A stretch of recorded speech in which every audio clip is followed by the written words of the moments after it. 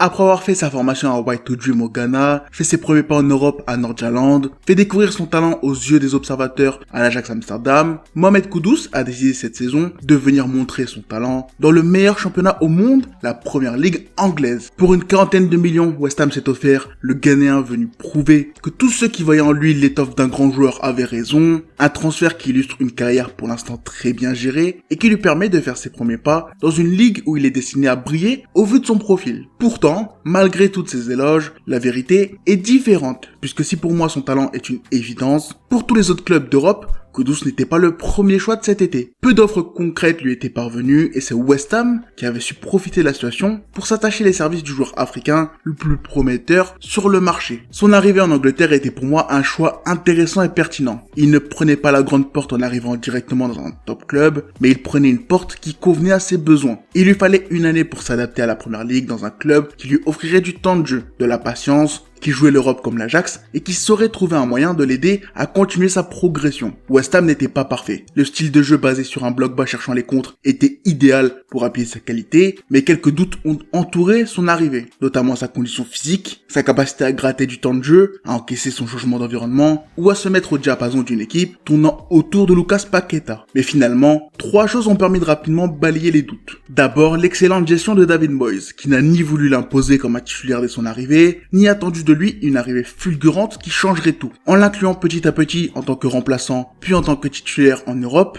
il a su gérer à la perfection son intégration. Au fur et à mesure, il a profité des opportunités pour montrer ce qu'on voyait déjà à l'Ajax, mais cette fois en première ligue, à un niveau bien plus élevé que le Eredivisie. Sa relation naissante avec Lucas Paqueta fait des étincelles et devient une force de ce nouveau West Ham, qui après avoir perdu Rice, devait retrouver certaines certitudes. Si Kudus s'intègre en tant que titulaire après quelques mois, c'est aussi grâce aux performances abyssales de Saïd Benrahma, qui perd du temps de jeu à peu près au même moment où Kudus convainc. Une baisse de temps de jeu qui viendra affaiblir l'effectif en termes de joueurs offensifs. Sans remplaçant compétent capable d'impacter et avec un titulaire qui disparaît, Kudus devient une alternative convaincante et finira par définitivement gagner sa place lorsque Michael Antonio se blessera. Avec Bowen passé en neuf, un Paqueta ailier gauche qui rentre intérieur et un James Ward-Prowse qui prend de plus en plus de poids au milieu, les Hammers deviennent une équipe redoutable. Alvarez brille en destructeur de contre, il s'occupe de couper les actions comme à son habitude et réussit étonnamment à s'adapter à la première ligue, notamment balle au pied avec quelques rushs intéressants qu'il ne sortait que trop peu à l'Ajax. Mais ce qui marquera le plus cette première partie de saison, c'est la relation Paqueta-Kudus, avec le Brésilien comme rampe de lancement et le Ghanéen en fusée qui détruit les cages adverses après des percées impressionnantes. Une relation qui permet au club de continuer à espérer le top 6 et qui permet aux deux de briller. Grâce à Moyes, son intégration a été express. Avec Paqueta, il a créé une formule qui lui permet de continuer son ascension et l'absence de concurrence couplée à des blessures lui ont offert le champ libre pour devenir un titulaire indiscutable. Mais outre le collectif, ce qui lui a vraiment permis de briller et de s'imposer dans cette équipe est un truc plutôt logique. Il est simplement un excellent joueur de football.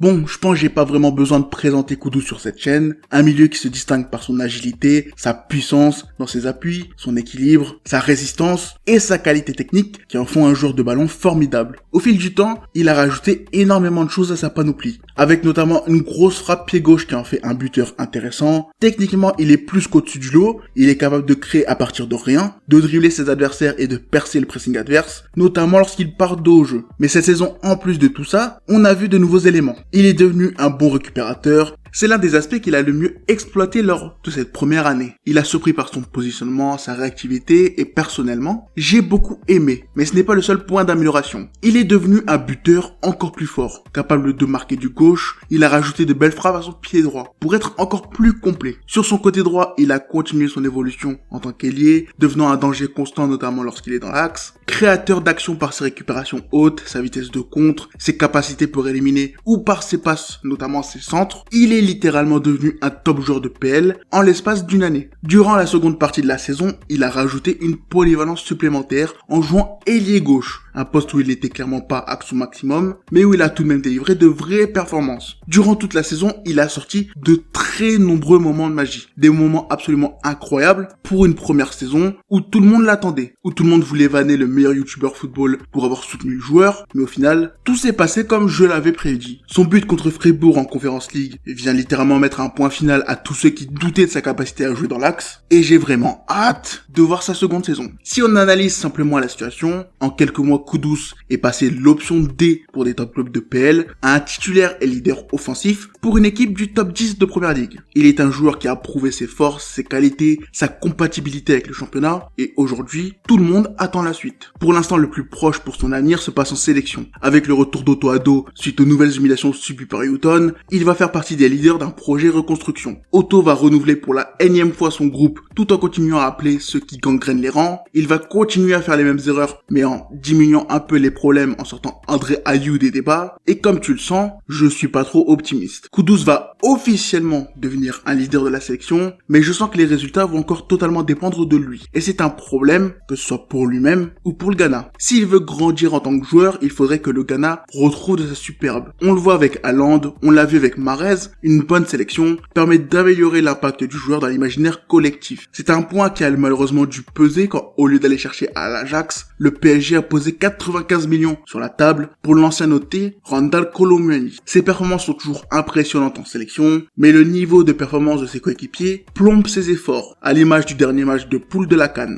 Les prochains matchs seront donc décisifs pour savoir si Otto Addo a compris la leçon, ou si les choses resteront similaires. Et d'ailleurs, on avait quelques belles indications dans le match d'hier. Maintenant, si on parle du futur en club, les choses sont bien plus différentes.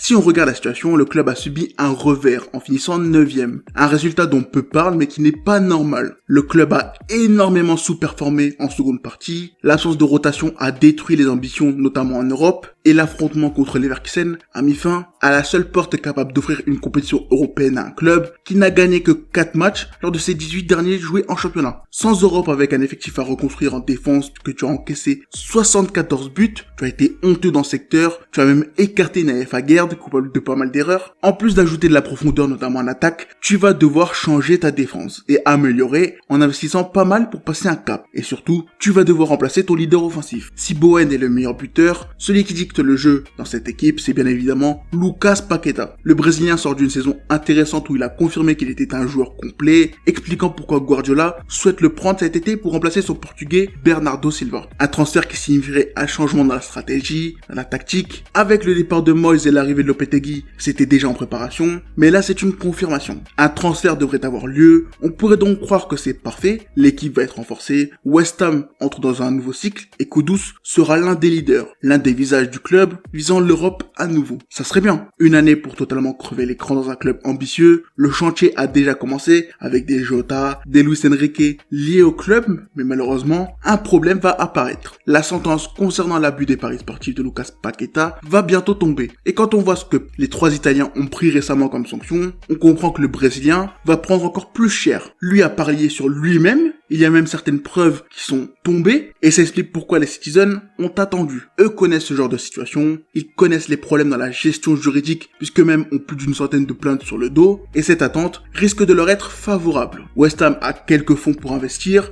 mais la vente de Paqueta semble être un point important dans la stratégie mercato, dans les plans, et si elle n'a pas lieu, tu sens qu'un autre sacrifice sera nécessaire, à moins que les investisseurs ne décident de sortir quelques millions pour aider. Kudus sera donc face à un choix, continuer une saison de plus à West Ham, espérer que la situation tourne dans le bon sens, en jouant simplement le championnat, ou bien partir, accepter que Paqueta ne sera pas vendu, et devenir le transfert qui renflouera les caisses. Perso, je pense qu'Arsenal et Liverpool vont tenter leur chance, les deux sont exactement l'étape nécessaire pour la suite de sa carrière, mais je pense aussi qu'aucun club n'en fera sa priorité une nouvelle fois. Actuellement, le Ghanéen a sûrement plus de hype, plus d'opportunités, et je ne sais pas vraiment si ce choix sera le bon. En août, il aura 24 ans, après les matchs du Ghana, il se posera sûrement avec son agent et choisira tranquillement. Un départ me semble plus intéressant. Maintenant, quelles opportunités t'apprend à la porte?